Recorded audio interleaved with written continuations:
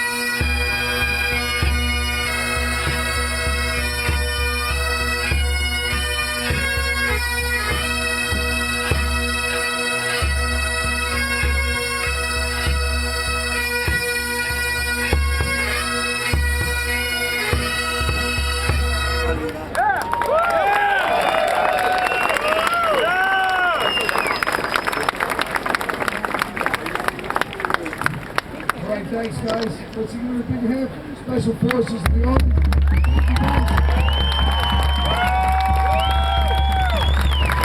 God bless you guys.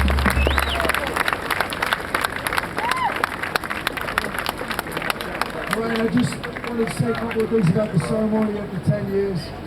We started almost 9 years ago. Just a couple of us, we were sitting around on 9/11 night, and we felt like just wasn't enough. You know, we had ceremonies down here at the firehouse and stuff.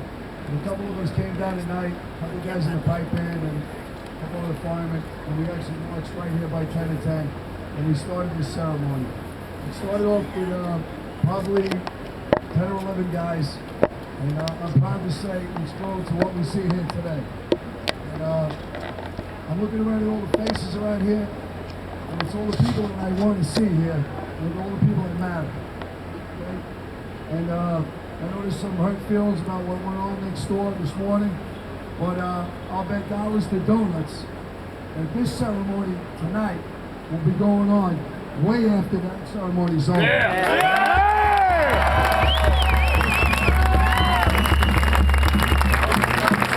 That's right, people.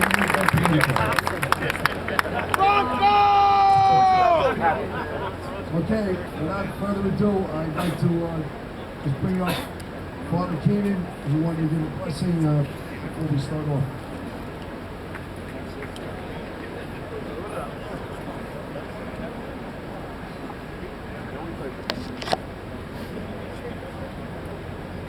Our blessing is a remembrance of Abraham Lincoln's Gettysburg Address, which speaks to the reality of who we are and what we gather here for.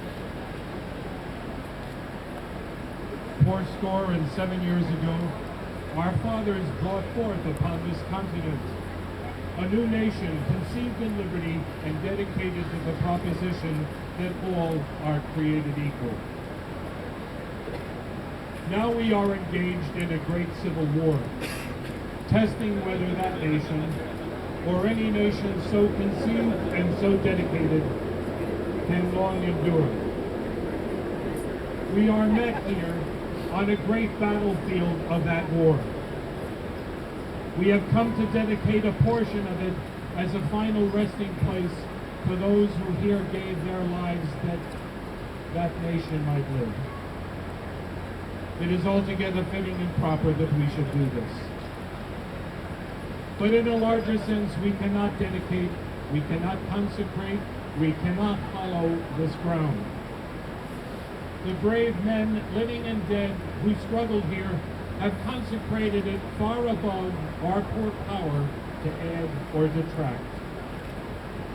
The world will little note nor long remember what we say here, but can never forget what they did here.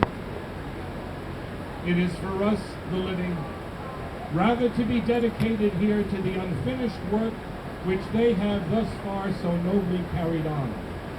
It is rather for us to be here dedicated to the great task remaining before us. That from these honored dead, we take increased devotion to that cause for which they gave the last full measure of devotion here.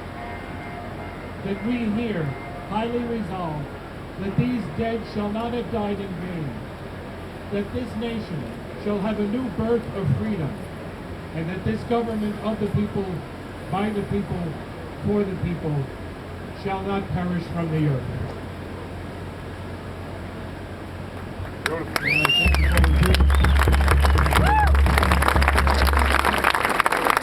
Next up, I'd like to bring up an honorary band member and a guy that we are lucky and blessed to have as our chief of department, Edward Kilduff.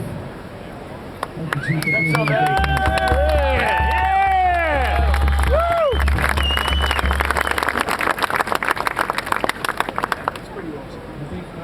This year we try to stay low key with this ceremony to some degree, but I think it's very important this year to welcome everybody that's joined us from around the world and around the country in solidarity. Whether you're a firefighter, police officer, family member of a firefighter, police officers that came in from the World Fire Games and stayed over to help us commemorate September 11th.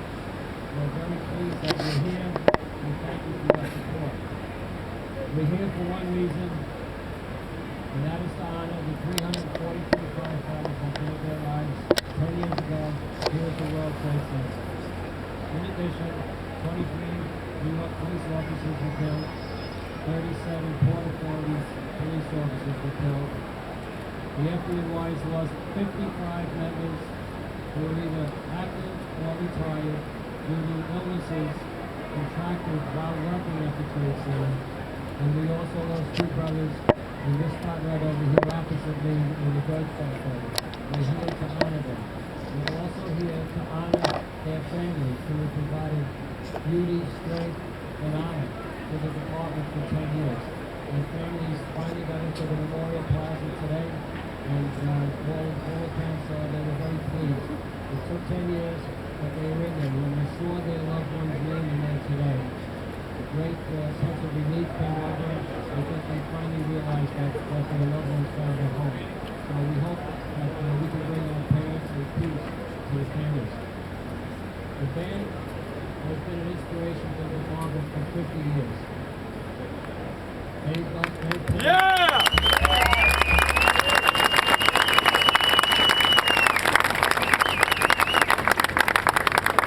We probably played 40 or 50 events in the last couple of weeks, and they promised all of our funerals after September 11th. They're going to celebrate their 50th anniversary this year, and they've never missed a beat. And what they do to the department, and the strength they do to the department, is just the remarkable thing that we all appreciate every day. They are truly the heart and soul of the department. So we welcome everybody to be here tonight. We raise our glasses to our 343. We're happy that you're here to spend time with us. We thank you for your support. But most of all, safe prayer for our 343 and their families. Thank you.